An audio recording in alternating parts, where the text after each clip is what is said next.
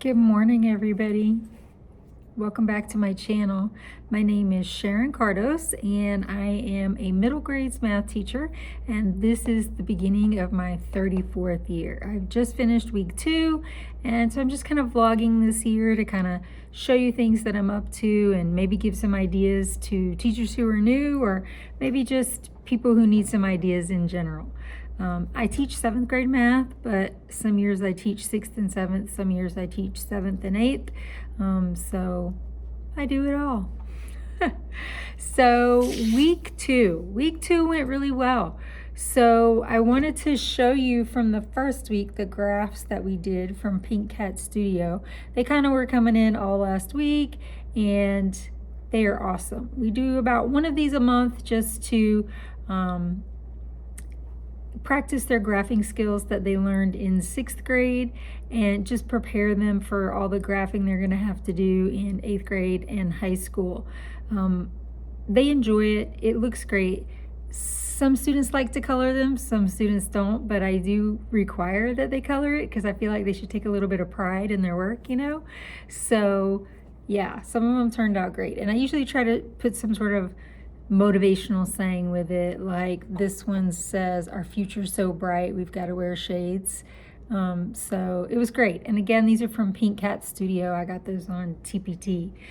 So that was really fun.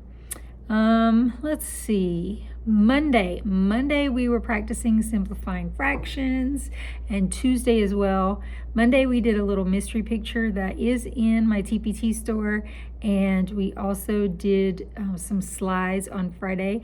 I like to do things that are self-checking, so even the slides that I have them do, I don't have them type on the slides. They do all their work on paper, and then I grade the paper. Now, the mystery picture, they get some points for the digital, but they can't get a great score if they don't turn in the paper where they show me their work. So definitely we're needed the review. It was a much needed review of simplifying fractions. And so on the slides, to make it self-checking, the last slide always has an answer bank at the back, and that has just been a game changer for me. It has been one of those things where now the kids aren't raising their hand all the time saying, "Miss Cardos, is this right? Is this right? Is this right?" I don't have to answer that question anymore, because if it's not in the answer bank, you know it's not right. So love an answer bank. Wednesday, we did what we call our ALEX program. It goes along with our Reveal math curriculum, which is from Holt. And they had to take their knowledge check this week. And it's like a 20-question test, and it gives them an idea. It chooses the topics that they're going to work on next based on how they do. So they can test out of some topics. There's like 334 topics just for 7th grade. And they can test out of some topics, and then what they don't test out of, they have to do those topics. They have to complete. And every so often it gives them the knowledge check just to make sure they're on the right track. So it runs the gamut. I had some kids who tested out of over 100 topics, and I had some students who didn't test out of any topics. So definitely a wide variety, a wide diversity of students. And then Thursday, we had a catch-up day.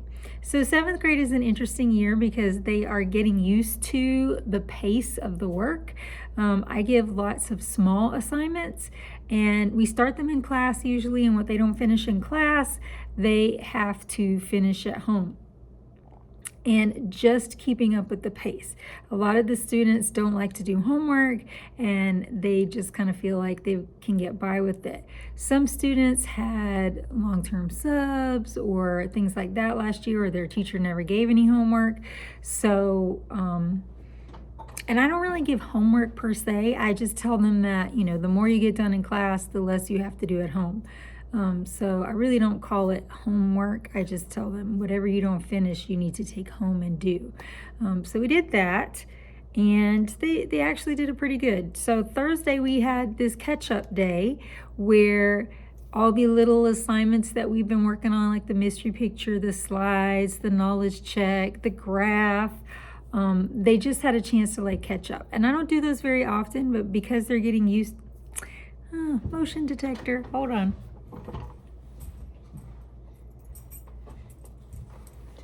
Plus I'm here like super early because I would never film like during the regular school day. So, you know, there's no movement in here. So catch up day, they're getting used to the workload. They're getting used to it. So I don't give them all the time, but every now and then I feel like they need a little catch up day. If you've ever seen the mustard ketchup mayo, maybe I'll show you that in one of the next videos. And then Friday, we moved on to converting mixed numbers and improper fractions, which is something that they were supposed to learn in previous grades. But it was a good thing we were reviewing it because a lot of students were struggling with it. And they did have a little mystery picture to do, which I also love because they are it's self-checking. So if they get the green box, they know they have it right. If they get the red box, then they know it's wrong and they have to go back and do it. So that was awesome. Also on Friday, we worked on putting together their binders, okay? Now, it's not totally complete, but just to give you a little bit of an idea, I don't like to use the composition books because I don't like shrinking stuff. I find it annoying. And then the cost of the glue. So the binders can be pricey. These were a little less than $3 each, and I have like 130 students. So you can do the math. It was not cheap. However, by the time you buy all the glue sticks and all that stuff, the interactive notebooks aren't that cheap either. So, and I work at a school where students don't really bring a lot of stuff, especially by middle school. They're not bringing me supplies. You know, they're not bringing me glue sticks at the beginning of the year. They're not bringing me tissues and wipes and that sort of stuff. So, yeah. So binders. This is just a cover. I let them choose between 3 different covers that I have. And it says copyright Ford's board. I'm sure I got it on TPT somewhere. The butterfly one is very popular. I also have one that's more geometric that the boys like. And then there's some that just have emojis and things, which are popular. But I usually pick 3 for the year, and they get to choose between those 3. I like to narrow their choices. I write their name on it so that I can see it and read it, because you can also type their name on it as well. But with 130 plus kids, I'm not typing names. So I just write it on there really quickly. Also, so we did some notes on Friday. Was this Friday? Yes, we did some notes on Friday. So the first part was review of the simplifying fractions. And then at the bottom and on the back, we did the converting between proper mixed numbers and improper fractions. Now, I made these notes, and my school is working towards using the AVID strategies. So I tried to make them as much of the Cornell style as possible, which math is kind of difficult to do with Cornell notes. But if you've got the secret, please let me know. So in the beginning, they'll have their notes. And the one thing that I haven't made for them yet is the dividers. So the divider is just a piece of colored paper in a pocket. And believe it or not, it was way cheaper than actually buying cardstock and making stuff and hole punching. All I have to do is slip the paper in. So this, we're still working on getting in their notebooks. And then these will be their packets. I gave them their first packet. It comes out of their Reveal workbook. Now, my husband, saint that he is, helped me to pull the packets out over the summer while we're watching movies and stuff. We just sat and pulled packets for the first, there's 2 workbooks, so that he helped me with the first one. So the packets were just ready to go. They're already in order. The kids just have to put them in there.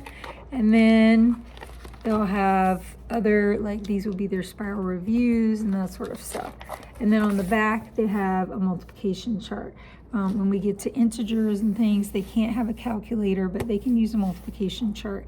And I like to use the multiplication chart as much as possible. This particular one is from Rockin' in Second, and I've had this one for quite some time. I got this at TPT as well.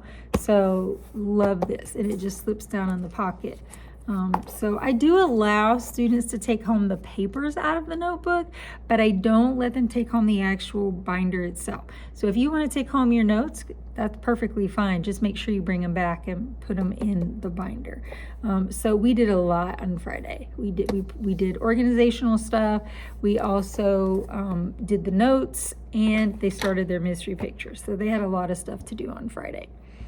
So yeah, that was week 2. I felt like it went really well and was very satisfied.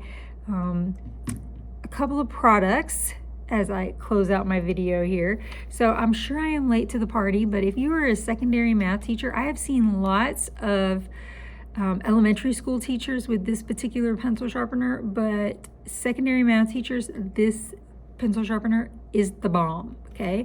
And this is my first time trying it, but I don't know if you can see, but like it makes such an awesome point, okay, on the end. Love it, okay? So yes, I do. My pencils have numbers on the end, and when they take a pencil, they tell me what number they have, and I write it down, and at the end, they're responsible for bringing me that number back. Does it take a minute? Yeah, it does. But it has saved me a lot of money in pencils for my students, and because if I don't keep account of who has a pencil, they break the eraser, they break it in half, you find it on the floor. But because they know I know who had what number, they're taking care of their pencils. I know some people do the cutesy thing where they name it and all that, but I just put a number on it and it works really well. But this pencil sharpener, I got it on Amazon, and it's called AFMAT. I know it's backward. I'm not tech savvy enough yet to switch it around, but it says it's called AFMAT is the brand name. So if you haven't tried it, this one plugs in, but they do have some that are battery powered as well. Second product, if you have not tried, if you haven't used, I asked my family one year, they kept going, what do you want? What do you want? It was Christmas, my birthday, something. And I actually asked for a laminator. Now I've seen lots of elementary school teachers with laminators, but not as many secondary teachers. So personal laminator, use it in my classroom so I don't have to go all the way down to the library. I rarely actually like laminate too much stuff every year, but it has come in very handy. You just buy the little sleeves. It comes with a few, but you just buy the little sleeves. You can get at Walmart, pretty cheap, and it's been an excellent product. I was trying to see, it doesn't really have like a name on it, a brand name. It just says A4 cold and thermal laminator, but works terrific and makes my classroom a little bit nicer, you know? So anyway, that was my week. I hope you, if you're just starting this week, I hope you're having a great first week, and I'll see you in the next video. If you like this video, please give it a like and a subscribe, and I'll catch you in the next one. Bye.